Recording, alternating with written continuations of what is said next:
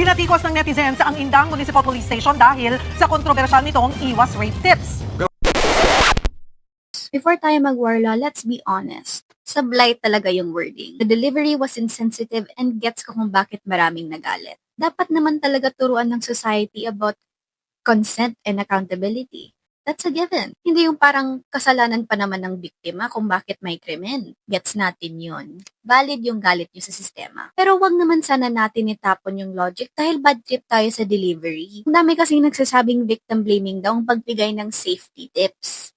Teka lang, bestie ha. Logic check. Kapag nag-lock ka ba ng pinto sa gabi, ibig sabihin nun ikaw may kasalanan kung ninakawan ka? Or ibig sabihin nung kakampi ka na sa magnanakaw? Hindi.